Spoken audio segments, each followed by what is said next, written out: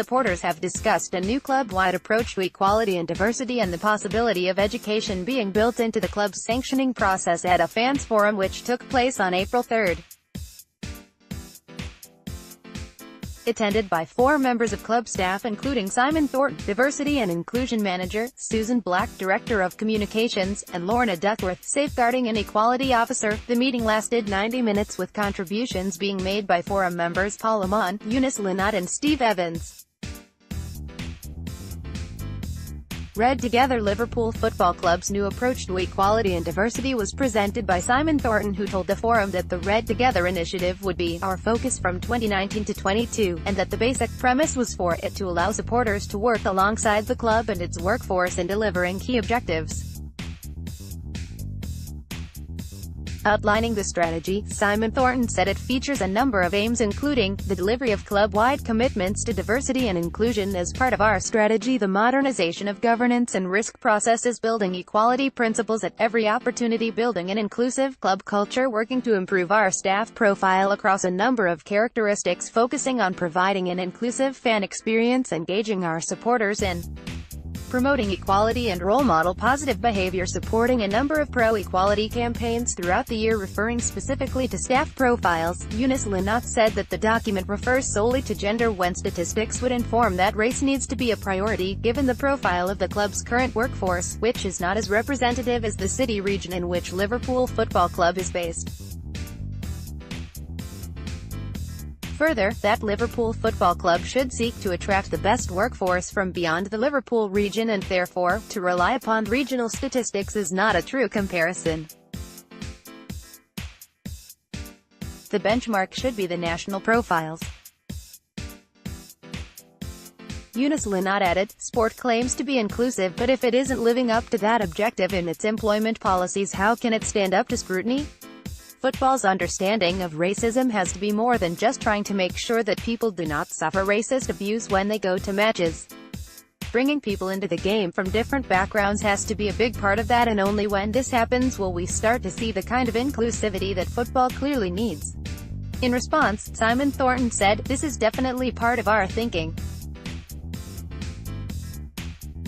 We need to look at what we can do to recruit more widely. Read Together will be central to all of this because it is a club-wide commitment to equality and diversity, and it is about all aspects of the club, so I can assure you that working to improve our staff profile in the coming years is a key objective." Paul Amann said, "I absolutely agree that you need a clear strategy, but in my view the club continues to miss a trick when it comes to being more inclusive and more representative.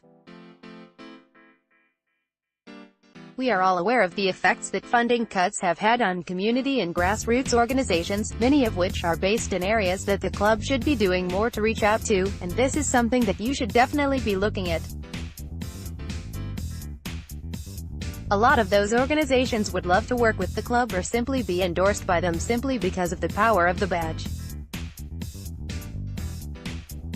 This can happen on a very basic level via staff volunteering in local communities, or it can be through partnerships, but the basic principle is that the club needs a human interface and a regular presence. That would help people of various backgrounds feel that they have a connection with Liverpool Football Club beyond football, and would also increase the sense that Liverpool is an organization that they could work for." Susan Black replied, "Those points are really valid. If there is a feeling that people do not know how to get into LFC as an employee, then it is incumbent on us all to work together to improve that sense of access. If we need to engage more directly, then we absolutely can do that. This is something that we are already doing through Red Neighbours, but at this stage that only applies to areas that are closest to Anfield, i.e. the L4, L5 and L6 postcodes.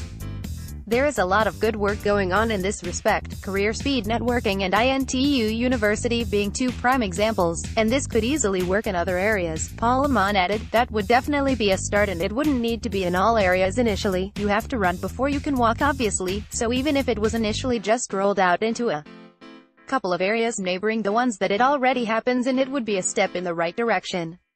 Sanctioning and education. At the request of Yunus Lunat, and in light of a series of recent incidents, the club agreed to discuss the possibility of education being used as part of its sanctioning process in situations in which it may be deemed appropriate to do so. Introducing the topic, Simon Thornton said, "Discriminatory behavior appears to be on the rise and this is clearly a concern. The question I would like to pose in relation to this is how can we work with supporters to change things and ensure that the positive messaging about what this club and its supporters stand for out there as much as possible?" Also, in relation to Yunus' question, would an educational element be appropriate when someone has acted discriminately? Yunus Lunat said, "It is becoming so toxic again, that is the reality. I don't think racism ever went away, but people who are of that mindset clearly feel emboldened at the moment, and this is reflected in some of the incidents that we have all seen." An initial idea for this football club would be to hold a day of inclusion which celebrates that we are one no matter what background we come from, and which also serves to isolate those who do not share that mindset. It needs a big push, a game to focus on and focus minds. Paul Amann, Yunus Lunat and Steve Evans were all in agreement that education should be built into the sanctions process, with Paul Amann commenting that lessons will only be learned if there is some sort of educational element and restorative justice. Yunus Lunat added, "With a lot of sanctions processes it is a case of throw away the key and do not pass go. I am not suggesting there aren't cases in which individuals deserve to be banned and indeed should be banned, but sometimes you have to look at the behavior and the person responsible for it and ask whether there is an opportunity for education and reform. In my opinion, one of the mandatory sanctions should be education, either online or in person, but in the case of a secondary offense a permanent ban has to be an option. It can't just be about punishment, though, as that in isolation does not lead to a change in behavior."